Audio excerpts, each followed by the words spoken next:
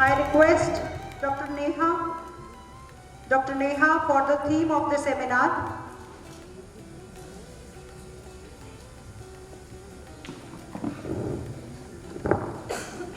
Thank you, ma'am. Esteemed Chief Guest, Guest of Honor, dignitaries on the dais, distinguished speakers, honorable delegates, my dear colleagues and dear participants. This seminar has been envisioned under the able guidance of our respected Chief Patron, Dr. Gurdev Singh Ji, and the constant academic leadership of our patron, Dr. Rohit Dutt, with meticulous planning and execution under the stewardship of our convener, Dr. C.P. Punyam. Their vision and institutional commitment have been instrumental in shaping this meaningful academic platform. The vision of Icssr Bharat 2047 demands more than aspiration. It calls for convergence of ideas, disciplines, institutions, and social responsibility. It urges us to weave together socio-cultural harmony, economic resilience, environmental stewardship, technological innovation, ethical governance, educational advancements, public health, and social justice into a coherent developmental narrative. This seminar seeks precisely such convergence by fostering interdisciplinary dialogue, critical inquiry, and solution-oriented research capable of informing policy and practice. Across these 2 days, the seminar unfolds through a carefully curated academic trajectory. Today commences with the inaugural session, followed by keynote and invited addresses that will frame the intellectual contours of contemporary nation building. The afternoon sessions will be technical sessions 1 and 2, will deliberate upon socio-cultural pathways, economic and governance and policy, technological and scientific dimensions, enabling delegates to present empirical findings, interrogate assumptions, and engage in rigorous scholarly exchange. Tomorrow's deliberation will deepen this engagement through invited expert interactions and technical sessions 3 and 4, focusing on environmental sustainability, education and human resource development, health, well-being, and social justice. The seminar will culminate in a reflective valedictory section, recognition of best research contributions, and a synthesis of key academic insights emerging from this collective intellectual endeavor. We are honored by the presence of eminent speakers, invited experts, session chairs, reviewers, and delegates from across the country, whose participation greatly enriches the academic rigor of this seminar. I would like to formally acknowledge the unwavering dedication of the organizing committee, technical committee, our advisory committee, faculty coordinators, administrative staff, student volunteers, and all the supporting units whose meticulous planning, coordination, and professionalism have ensured the seamless execution of this event. It is our earnest hope that the ideas generated, debates nurtured, and partnerships forged during this seminar will meaningfully contribute in shaping strategic pathways for Icssr Bharat 2047, a nation grounded in equity, sustainability, innovation, and collective progress. Once again, I warmly welcome you all and wish the seminar every success in strengthening this transformative national journey. Thank you. Good afternoon, everyone. It is a proud moment for GMM College in hosting the 2-day national seminar on unlocking socio-cultural and economic pathways for Icssr Bharat 2047, sponsored by an apex body like Icssr. I am delighted to make the esteemed guests, including Dr. Vanesh Kumarji, STM Ambala, Kent. As chief guest, Dr. Jesh Goel, Secretary, Haryana State Board of Technical Education, as keynote speaker, and Mr. Dvinder Narwal, Executive Icssr Principal Council Ambala, Sadar, as guest of honor. The theme of the seminar is timely and crucial, building a developed India by 2047 requires addressing socio-cultural and economic challenges.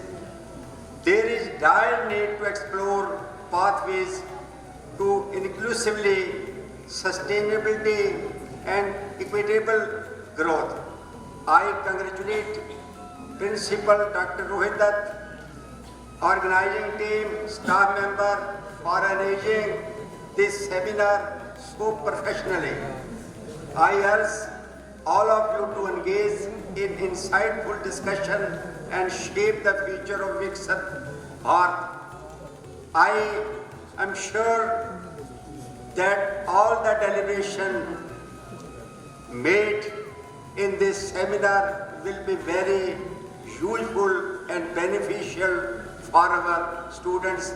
Thank you very much.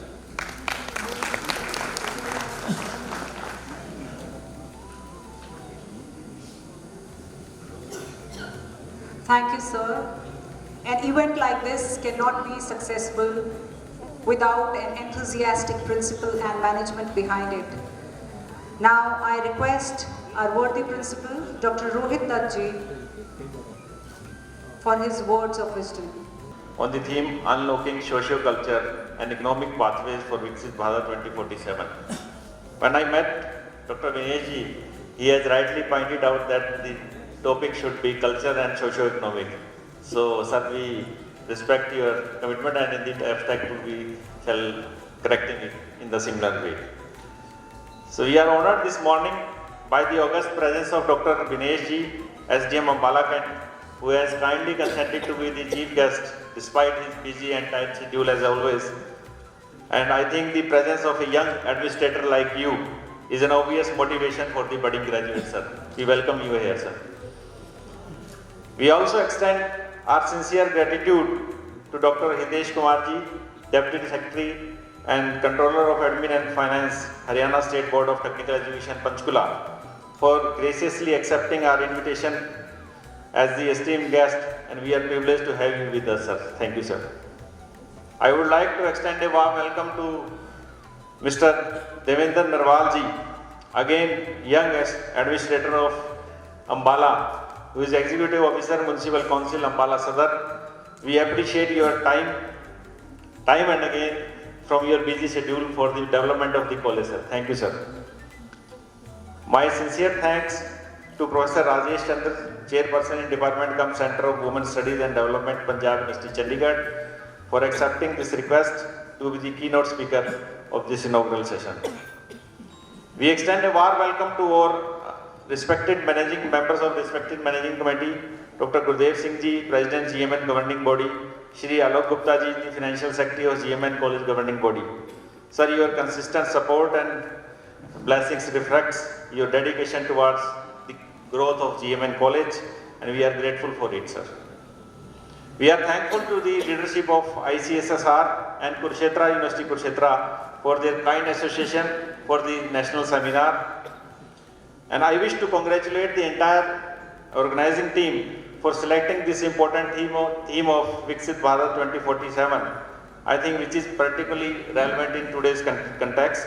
And it is crucial to explore and address this socio-economic and cultural challenges that shape the nation growth. So accordingly, I think the various sessions of the seminar has been planned. This seminar is running in both the mode, hybrid mode, offline and online, both the modes are there. So different sessions are there which are planned for discussing about the technological advances and challenges that can address the value of intended vision of Viksit Bharat 2047. At last, I would like to extend my gratitude to the faculty members, non-teaching staff, support staff, student, participants from different institutions. I welcome all of you and hope that today's event will be truly engaging and insightful for all of you. Once again, I bid a warm welcome to everyone present here. Thank you. States that uniform distribution of resources among the citizens of India, and 39C advocates that prevention of concentration of wealth among the fewer people of India. So they advocates about the economic justice. So we need to analyze and study the social scenario of present society, which is more or less very segmental on the cultural aspects in the era of social media.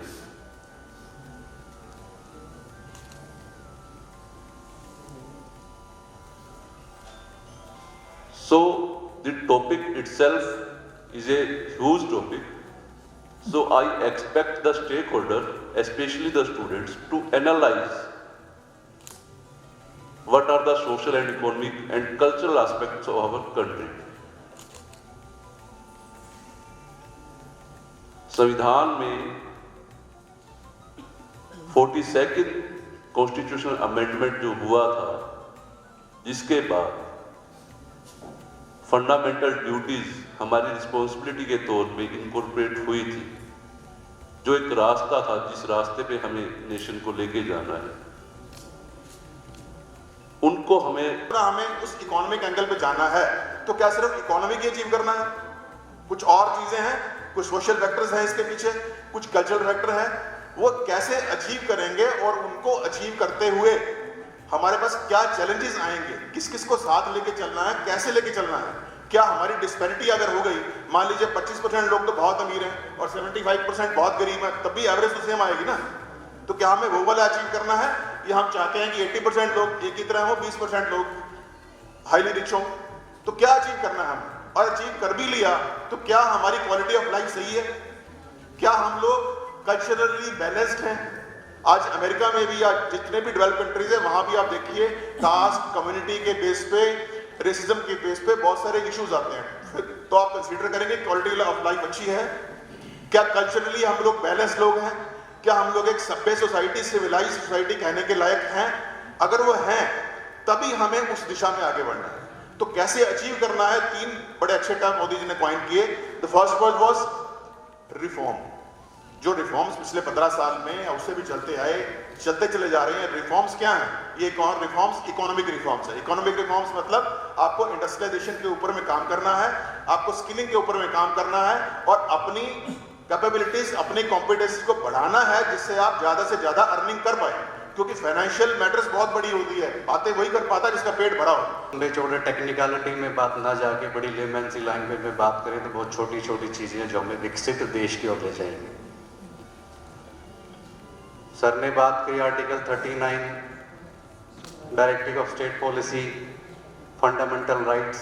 तो ये चीज़ें तो बहुत साल पहले से बनाई गई थी और बहुत मेहनत करके बनाई गई थी। जैसा हम पढ़ते थे कि बिगेस्ट कॉन्स्टिट्यूशन है, लगभग 3 साल का समय लगा और इतनी बड़ी सभा थी, इतने बड़ी असेंबली थी, इतने लर्नेड लोग उसमें थे। तो बनाई तो चीज़ अच्छी है, बट कहीं ना कहीं उसकी इम्प्लीमेंटेशन में इस प्रकार की कमी रह गई कि शायद हमें 2047 का इंतजार करना पड़ रहा है।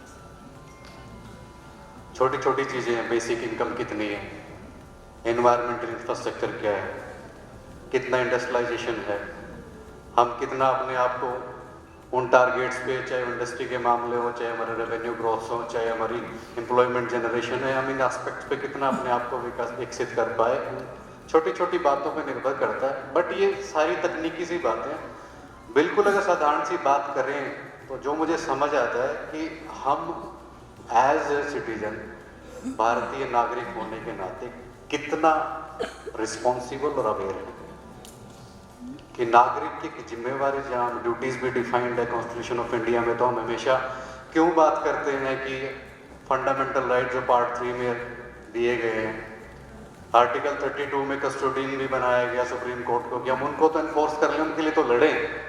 बट ऐसी कौन सी चीज़ें हैं जो हमें एनफोर्स करती हैं कि हम ड्यूटीज़ के लिए भी हमें एनफोर्स करें, हम ड्यूटी भी निभाएं, तो ये तो कहीं बात नहीं होती बहुत ज़्यादा सी। We now proceed to a very important segment of today's program, the release of abstract book of the multidisciplinary national seminar.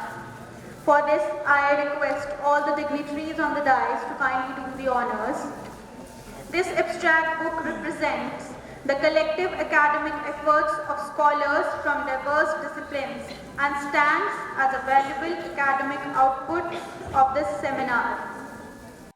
I would like to request Dr. Gurdev Singh, President Governing Body, Gandhi Memorial National College, Ambala, Kent, to kindly honor our chief guest of the day, Shri Vinesh Kumarji, HCS, by presenting a memento as a token of our love, gratitude, reverence and remembrance. Thank you so much, Shri Vinesh Kumarji, for kindly joining us in this seminar and gracing this event through your kind presence. We are truly delighted to have you, sir.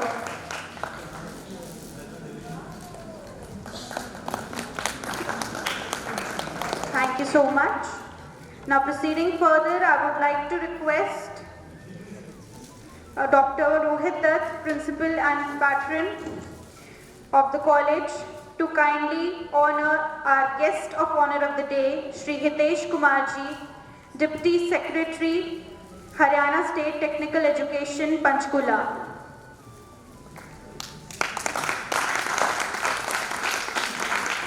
Sir, you have truly graced this event and we are highly indebted with your presence.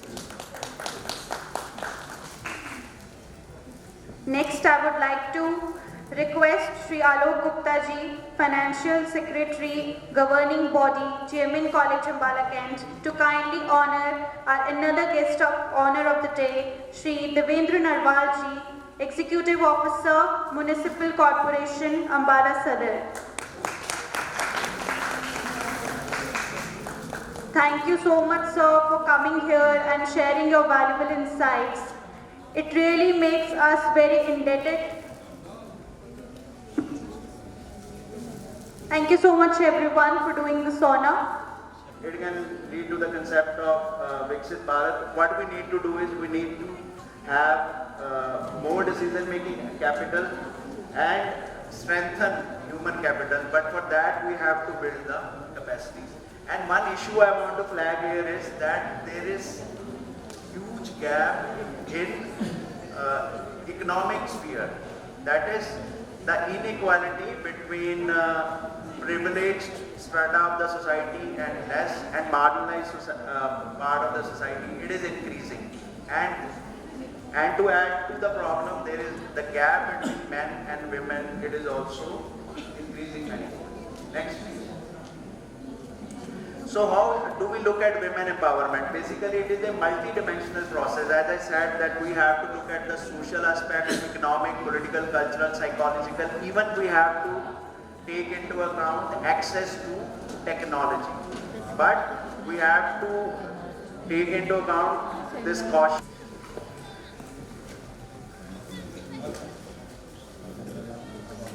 आगे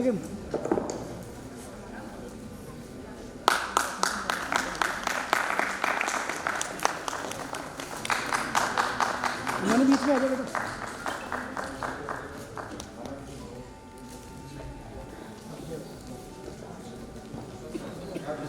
Thank you to the chair and co-chair for gracing this occasion.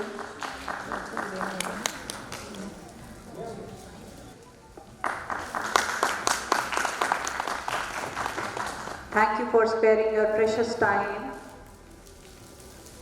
As one of the conveners for the online session, thank you, sir. We feel honored to have you as chair and co-chair.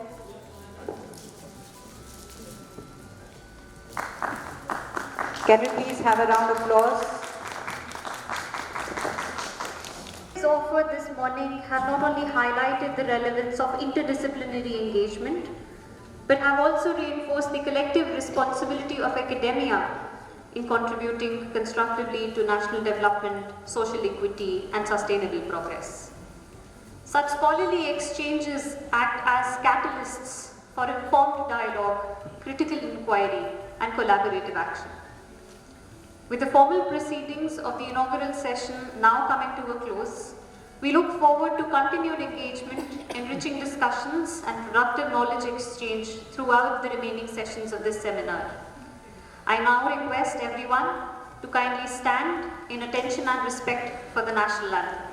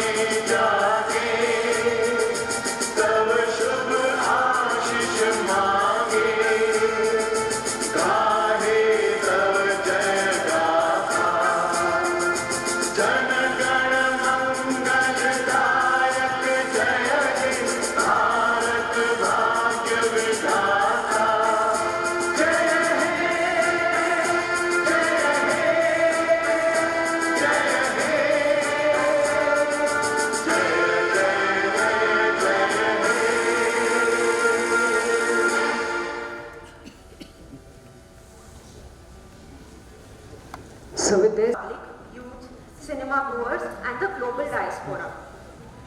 However, all these come at the cost of certain creative liberties and thematic shifts, two of which are very noticeable in the two main characters of the film. The first one is Sir Shankaran Nair, who in the book is presented as a man of the system, facing the British officer whom the case was against, in a British courtroom in front of a biased judge and jury.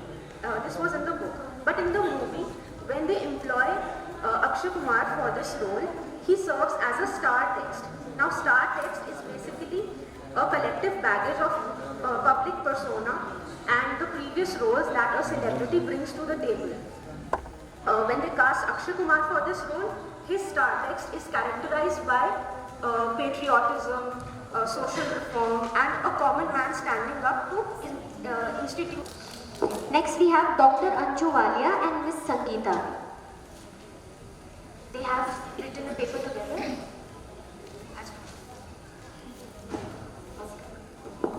Good afternoon. We can say that there may be many more difficulties in academic achievement of that particular child. If we say that learning disability, there are basically three learning disabilities. Dyslexia, it is related with processing words, reading, rhyming, and sequencing alphabets. It is learning difference that individual capacity to read, interpret, or characters and vocabulary. If we talk about dyscalculia, it is related with problem with numbers, symbols, and calculations. If we talk about dysgraphia, it is basically issue with writing, spelling, and letter formation. If we want to make a child competent in academic, जैसे कोई particular issue होता है, जैसे कोई mental health है, या crime है, या क्लाइमेट चेंज का कोई इशू है, इसमें क्या होता है कि पॉपुलर कल्चर के माध्यम से वो प्रायोरिटी देता है उस इशू को, क्योंकि वो हैशटैग आजकल सोशल मीडिया पे हैशटैग तुरंत बनता है, तो हैशटैग से एक ही मैसेज पूरे ऑल ओवर वर्ल्ड में फैल जाता है, तो उससे वो बूम हो जाता है उसमें। इसलिए एजेंडा सेटिंग थ्योरी का इसका यूज किया गया है। मेरी थ्योरी के सर ऑब्जेक्टिव रहे हैं to examine how media platform and popular culture help to developing environmental awareness and social responsibility among youth. Second है to understand modern media communication and popular culture influence social fashion choices and consumer habits. to analyze media, communication, and popular culture are changing traditional family values, spiritual beliefs, and national identity among youth. Our last है to study how print, electronic media, and social media platform influence the awareness of youth. इसके regarding sir 16 January 2016 to boost the innovation and entrepreneurship culture in the country. The scheme is implemented by DPIIT, Ministry of Commerce and Industry. According to DPIIT, definition of the startup is incorporated as a private limited company under Companies Act 2013 or a partnership firm or a limited liability partnership firm. Such an entity would be considered a startup only up to 10 years from the date of its incorporation if its turnover for any of the financial years since incorporation or registration has not exceeded rupees 100 crores. Or secondly, it is working towards innovation, development or improvement of the product, process or services. Such an entity should not be formed by splitting up or reconstruction of a business already in the existence. The number of startups is tremendously increasing in the country. That was 10. स्वास्थ्य से संबंधित समस्याओं से जूझ रहे हैं और उनके ऊपर बहुत बोझ है स्टडी का और बहुत सारी बातों का। तो हर दिन अखबार में हम लोग बच्चों द्वारा तनावग्रस्त होकर आत्महत्या के जो केसेस पढ़ते हैं, तो युवाओं में हाइपरटेंशन, हाई बीपी की जो दिल का दौरा पड़ने से, जिम में एक्सरसाइज करने से मतलब खड़े खड़े कब मृत्यु हो जाए ऐसे न्यूज़ हम डेली पढ़ते हैं। तो ये तनाव है, सब कुछ होते हुए भी फिर भी हम तनावग्रस्त हैं। विकास तो हो रहा है लेकिन फिर भी इतना तनाव क्यों है? मोबाइल के कारण और हमारी मानसिक शांति, शारीरिक स्वास्थ्य जो है वो खराब हो रहा है। देश में राजनीतिक उथल-पुथल, सामाजिक व्यवस्था ने भारत की जनता को अस्वस्थ जीवन शैली, गरीबी, बेरोजगारी, भ्रष्टाचारी, तनाव और दैनिक जीवन की समस्याओं में उलझा रखा है, तो जिससे हम लोग देश के विकास की तरफ ध्यान नहीं दे पाते हैं। तो ऐसे में मात्र संगीत, अभी भी संगीत में वो ताकत है कि वो आपको मानसिक स्वास्थ्य, शारीरिक स्वास्थ्य दे सकता है, लेकिन उसको इतनी तवज्जो दी नहीं जाती है भारत में। तो Myself Monica and my paper is titled A Study of Himachal Pradesh Indigenous Tradition and Their Role in Shaping India's Cultural Identity for Viksit Bharat 2047. Viksit Bharat 2047 represents India's aspiration to become a developed nation by 100th year of its independence. This vision is usually framed in terms of economic growth, technological advancement, and infrastructure expansion. However, development cannot be understood only through material progress. A nation's strength also lies in its cultural memory, indigenous knowledge system, and ethical relationship with nature and society. India's civilization has always evolved through the interaction of regional cultures. Among these, Himachal Pradesh occupies a unique position due to its Himalayan ecology and long-standing indigenous traditions. Communities such as Gaddis, Kinauras, Laholis, Pangwals, and Gujars have developed ways of life in which वचन और आप सभी बहुत अच्छा सुनने वाले, पढ़ने लिखने वाले लोग। 3 मिनट का समय है तो मुझे लगता है कि पेपर रीडिंग नहीं करनी चाहिए। मेरा जो टॉपिक है वो है साधारणीकरण। आपने सुना है साधारणीकरण? ये संस्कृत जो काव्य शास्त्र है उसका एक आवश्यक तत्व है और हमारे संगीत में इसका उपयोग बहुत किया जाता है। तो संगीत शास्त्र और संस्कृत काव्य शास्त्र का एक मिला जुला रूप ये साधारणीकरण है। और एक शेर से मैं शुरू करूंगा, खुद से बेखुद हो गए। 7 is a national vision that aims to transform India into a developed nation by the year 2047. This vision focuses not only on economic growth and technological advancement, but also on strengthening India's cultural, social, and ethical foundations. Hindustani classical music has been an integral part of Indian civilization for centuries and continues to influence emotional well-being, social harmony, and cultural identity. This research paper examines the role of Hindustani classical music in nation building by preserving cultural heritage, promoting mental health, supporting education and creating livelihood opportunities. India is a land of rich cultural diversities and ancient traditions. Music has always been an important part of Indian life, closely connected. Yet mainstream narratives often favor urban elite and Western epistemologies. Beyond politics and economics, nation building is a cultural and communicative process through which shared meanings, identities and values are constructed. Next please.